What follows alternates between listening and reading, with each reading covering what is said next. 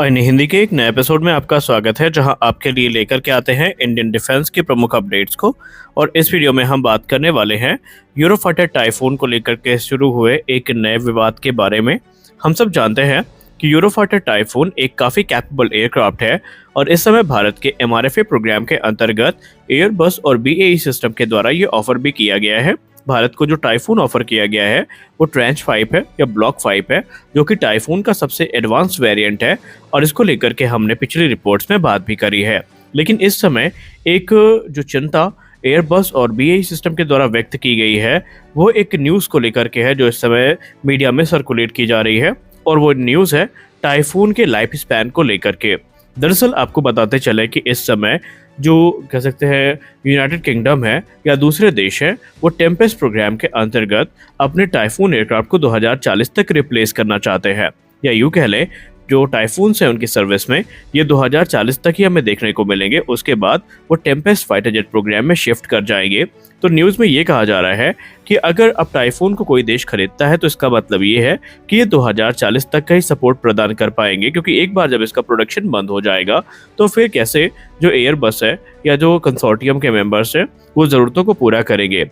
तो इस कंसर्न को एड्रेस करते हुए एयरबस और BAE सिस्टम के अधिकारियों ने ये कंफर्म कर दिया है कि दरअसल जो टाइफून का लाइफ स्पैन है ये 2040 का नहीं बल्कि 2060 के बाद तक ये जो एयरक्राफ्ट है ये ऑपरेशनल रह सकेंगे। उनका कहना है कि हाल ही में सऊदी अरेबिया और जो दूसरे देश हैं जिनमें खासकर कुवैत जैसे देश शामिल हैं, उन्होंने टाइफून को खरीदा है और जो सपोर्ट है ये लंबा मिलता रहेगा। और जो एक्सपोर्ट ऑपरेटर्स हैं उनको कोई भी डरने की ज़रूरत नहीं है, किसी प्रकार की दिक्कत की ज़रूरत नहीं है, क्योंकि कंसोर्टियम उनकी जो मदद है वो करता रहेगा।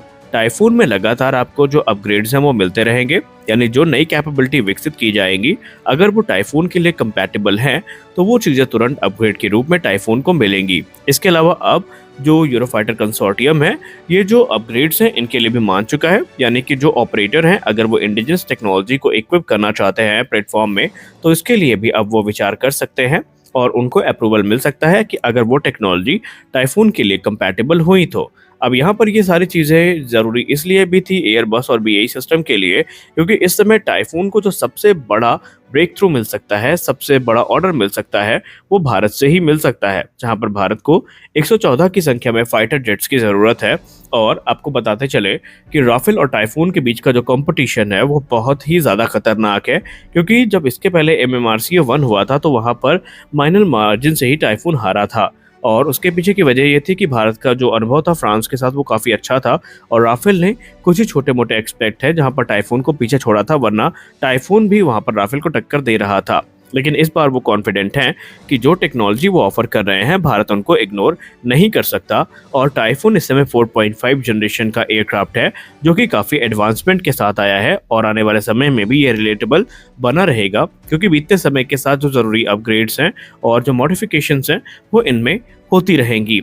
खुद यूके गवर्नमेंट ने हाल ही में ये चीज़ हाईलाइट करी है कि जो यूरोफाइटर टाइफून है ये कॉम्बैट एयरक्राफ्ट के तौर पर अभी उनकी सर्विस में रहेगा, उसको वो रिटायर नहीं करेंगे, क्योंकि ये रिलेटेबल बना हुआ है। क्योंकि आप सब जानते हैं कि हर काम आप 5th जनरेशन फाइटर एयरक्राफ्ट से नहीं कर सकते, आपको 4.5 जनरेशन या 4th जनरेशन एयरक्राफ्ट की ज़रूरत हमेशा पड़ेगी, क्योंकि ये कॉस्ट इफेक्टिव भी होंगे और इनको ऑपरेट करना भी आसान होगा। वही 5th जनरेशन फाइटर एयरक्राफ्ट की बात करें तो F-35 के एग्जाम्पल से हम लोग समझ सकते हैं कि ये एयरक्राफ्ट हाईली मेंटेनेंस की डिमांड करते हैं और इनकी ऑपरेटिंग कॉस्ट भी काफ़ी ज़्यादा होती है। वहीं टाइफून की एबिलिटी की बात करें तो ये बड़े नंबर में अभी ऑपरेशनल रहेंगे आने वाले तकरीबन 2050 तक, और इनके रिटायरमेंट की कोई भी संभावनाएं अभी प्रबल नहीं है। यूरोफाइटर कंसोर्टियम ने पहले भी भारत के संदर्भ में ये चीज़ कह दिया है कि अभी जो टेक्नोलॉजी हम ऑफर कर रहे हैं ये राफेल को सरपास कर सकती है, क्योंकि उनका कहना है कि हम यहाँ पर जो टेक्नोलॉजी है उस पर काफ़ी एडवांस चीज़ें ऑफर कर रहे हैं जो राफेल में अभी नहीं है। फिर चाहे वो इलेक्ट्रॉनिक वॉरफेयर सिस्टम हो या फिर रेडार सिस्टम हो या फिर जो आर्मामेंट है, ये सारी चीज़ें भारत को काफ़ी ज़्यादा बेनिफिट पहुंचाएंगी राफेल की तुलना में।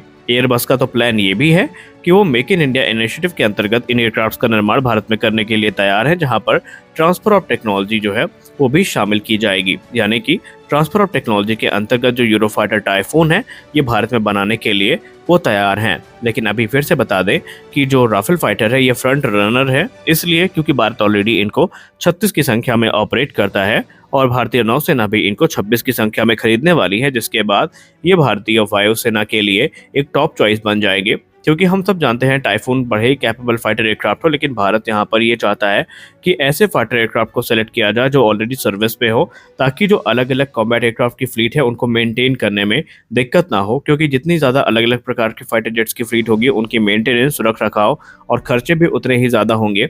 और ऐसे में अगर किसी नए फाइटर जेट को सेलेक्ट किया जाता है तो उसके लिए फिर से हमें उतना ही पैसा खर्च करना पड़ेगा जितना कि हमने राफेल के केस में किया था, क्योंकि हमें उसके लिए इंफ्रास्ट्रक्चर विकसित करने पड़ेंगे। और अगर इनका मेक इन इंडिया इनिशिएटिव के अंतर्गत निर्माण किया जाना है तो उसमें भी अच्छी खासी इन्वेस्टमेंट और टाइम लगेगा। और ऐसे में ये जो एयरक्राफ्ट है ये या तो देर में मिलेंगे या फिर ओवर प्राइस्ड हमें मिलने वाले हैं। और ये सारी चीज़ें इस समय भारतीय वायुसेना बिल्कुल भी नहीं चाहेगी। इसके पहले अप्रैल में यूरोफाइटर कंसोर्टियम से एक बड़ी रिपोर्ट सामने निकल के आई थी, जहां पर वो ट्रेंच 5 जो जेट हैं वो ऑफर कर रहे थे, जो कि लेटेस्ट इटरेशन है यूरोफाइटर टाइफून फैमिली में। इसको आप ब्लॉक 5 भी कह सकते हैं, जहां पर बहुत सारी एडवांस चीज़ें ऑफर की जानी थी। इसमें जो एडवांस फीचर थे उसमें E scan, active electronically scan array radar था। इसके अलावा इसके जो पावरफुल सेंसर है वो भी प्रोवाइड किए जाएंगे, जो कि इसे सुपीरियर सिचुएशनल अवेयरनेस प्रदान करेंगे। और इसके अलावा इसमें आपको infrared search and track system देखने को मिलेगा, जो कि नेक्स्ट जनरेशन होगा और ये मॉडर्न कॉम्बैट के जो सिनेरियो हैं उनके हिसाब से फिट बैठेगा। यूरोफाइटर का सबसे बड़ा बेनिफिट ये होगा कि इसमें इनहैंस डिफेंसिव एड्स देखने को मिलेंगी, ह्यूमन मशीन इंटरफेस देखने को मिलेगा, जो कि पायलट परफॉर्मेंस को ऑप्टिमल करने में काफ़ी ज़्यादा मदद करने वाला है। और एयरबस यहाँ पर न सिर्फ ये बातचीत कर रही है ऑन पेपर है, बल्कि प्रैक्टिकली ये चीज़ें ऑफर भी की जाएंगी। बल्कि यूरोफाइटर टाइफून ट्रेंच 5 के साथ जो long term evolution programme package है ये भी अंडर डेवलपमेंट रहेगा। इसका सीधा मतलब ये होगा कि आने वाले समय में जैसे ही एडवांसमेंट होती है सिस्टम में, वो तुरंत प्रदान की जाएगी। और इसमें अगर हम एडवांसमेंट की बात करें तो एडवांसमेंट जो प्राइमरी हमें देखने को मिलेगी मिशन सिस्टम में, पायलट इंटरफेस में, ऑपरेशनल फ्लेक्सिबिलिटी में और इंजन परफॉर्मेंस में देखने को मिलेगी। इसके अलावा समय समय पर हार्डवेयर और सॉफ्टवेयर जो है इनके अपग्रेड्स की जिम्मेदारी भी एयरबस के द्वारा निर्वहन की जाएगी। अब यहाँ पर जो LTE डेवलपमेंट है ये डुअल पर्पस होने वाला है। ये न सिर्फ यूरोफाइटर टाइफून की कैपेबिलिटी को इन्हांस करेगा, बल्कि ये जो फ्यूचर कॉम्बैट एयर सिस्टम यानी FCAS जैसे प्रोग्राम है उसमें भी जो एक सहभागिता है उसको सुनिश्चित करने वाला है।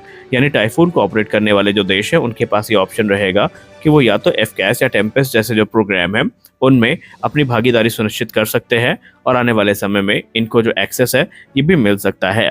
इसके अलावा जो इंडियन मेड वेपन सिस्टम है इनके इंटीग्रेशन के लिए भी एयरबस मान चुका है। खासकर जो आपको अस्त्र जैसी मिसाइल है इनके इंटीग्रेशन हमें देखने को मिलेंगे। अगर हम टाइफून के नॉर्मल स्ट्राइक पैकेज की बात करें तो इस पर आपको एयर टू एयर और एयर टू ग्राउंड वेपन देखने को मिलते हैं। इसमें मुख्यतः आपको एशरैम, एमरैम, इरिस-T जैसी जो मिसाइल्स हैं ये देखने को मिल जाती हैं। वहीं इसमें हाईली डिपेंडेबल AIM-9L जो मिसाइल है ये भी देखने को मिल सकती है। इसमें आपको laser guided bombs, cruise missile और अलग अलग प्रकार के जो वेपन सिस्टम है ये भी देखने को मिल जाएंगे। लेकिन यहाँ पर वही चीज़ है कि भारतीय वायुसेना क्या डिसीजन लेती है ये उनके ऊपर है। तो यहाँ पर चीज़ें क्लियर है कि अब यहाँ पर कुछ बड़ी चीज़ें हमें देखने को मिलने वाली हैं। तो आज के इस वीडियो में बस इतना ही। मिलते हैं अगले वीडियो में कुछ अपडेट्स के साथ, तब तक के लिए जय हिंद।